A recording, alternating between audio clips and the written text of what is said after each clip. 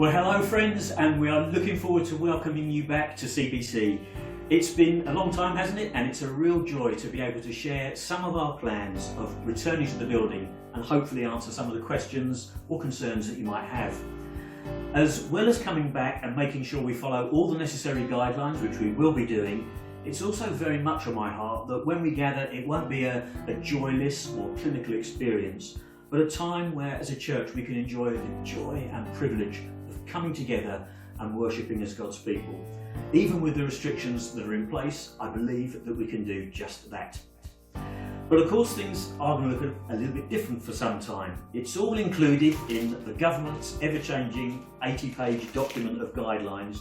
We thought we had a couple of options to communicate this to you. We could send you all a copy for some light bedtime reading, or we could produce a short video which will hopefully give you all the information that you need. The second option seemed the wisest, and I hope you agree. Our aim here basically is to give you three things.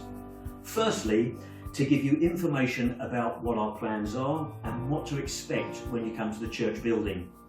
Secondly, we want to give you the confidence to come.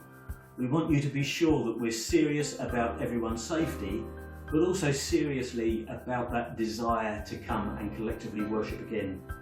And thirdly, we want to give you a little bit of a guided tour so you can actually see what the building is looking like. So, without further ado, let's begin. When you first arrive, you'll be greeted here at the main front doors. You'll notice there are a few steps up to this door, so a ramp has been fitted for easy access. Please keep 2 meters apart as you wait to enter the church. You will also see the new banner at the front of the church, which outlines key areas to bear in mind. Some familiar faces will tell us a little bit more. Firstly, the need to look after ourselves and others. Everyone is warmly invited to our services, but there are considerations to make in deciding whether to come. As ever, if you are showing any of the symptoms of COVID-19, you must stay away.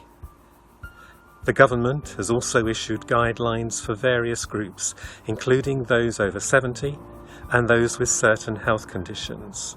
So please bear that in mind.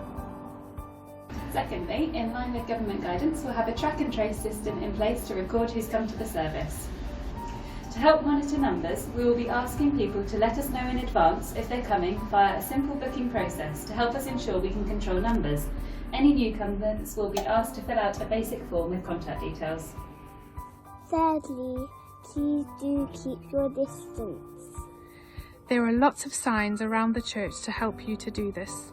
In reality, some people are more relaxed around one another at this time, but so that everyone who comes feels confident, it's important we maintain that 2-meter distance. Family-friendly zones and seating areas for those who are feeling especially cautious have been created. And then fourthly, cover and cleanse. Hand sanitising points are in place by the entrance and at various points around the church. Please do use them as soon as you come into the church. The wearing of face masks is also mandatory in the guidelines, so please come prepared with your mask. To reduce the amount of items being passed around, no Bibles, notice sheets or collection bags will be circulated. We encourage you to bring your own Bible, and a collection box will be available for those who wish to use it.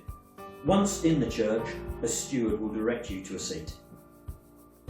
As you can see, we tried to keep the chairs laid out pretty much the same as normal. So you'll see that they're in rows, not just dotted in different places all around the room. We'll also see as well that they are 2 meters apart, something that we've got to make sure that we do. We sit at least 2 meters apart from each other. And when you come into church, you'll be sitting in your household or in your bubble. And when you do that, you'll have to be at least 3 chairs from the next bubble or household. The reason for that is to ensure that we don't mix, that we keep that social distance that we're asked to keep. The services themselves will be a little bit different at this time. What doesn't change is the joy and privilege of being able to come together as God's family to praise Him and encourage one another. You'll have probably heard that there can be no singing at this time. This is unlikely to change in the short term, so we'll be looking at different ways to express our corporate worship.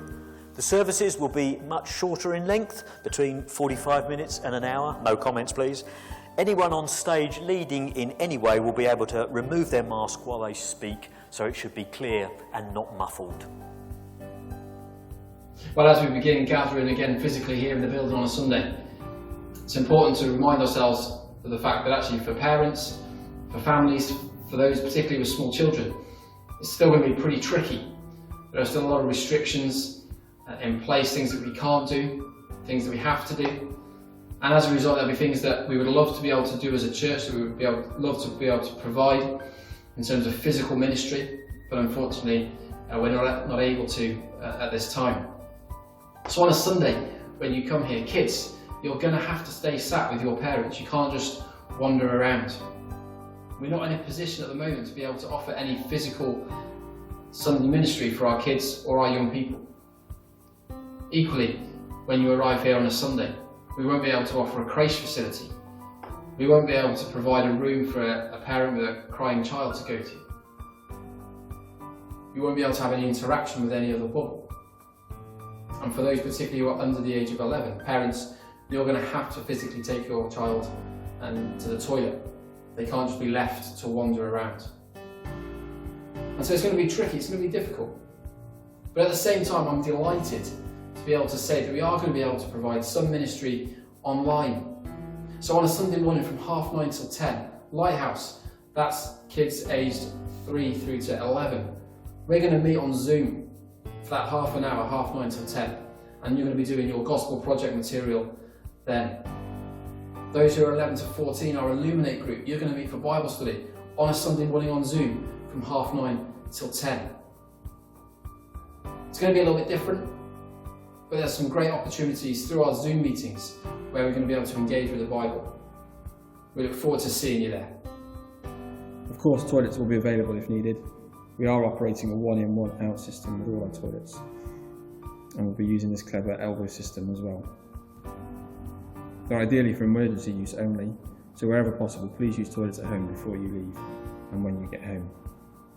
One of the saddest things is that at the end of the service we'll no longer be able to congregate over a cuppa. However, please do follow current government guidelines on small social gatherings and meet up with others for a coffee and a chance to chat. You could invite people round to have a cuppa and a chat in your garden. After church, why not invite some friends back to your home for a cuppa? At the end of the service, we will exit the church using the one-way system that is clearly marked on the floor. There are two possible exits. One is the door by the kitchen, which will lead you to St James's Place, particularly helpful if you're parked in the Sainsbury's car park. Please note that this does involve a couple of steps. Alternatively, the second exit takes you down the side of the church office and back out onto the high street. This route has flat access with no steps.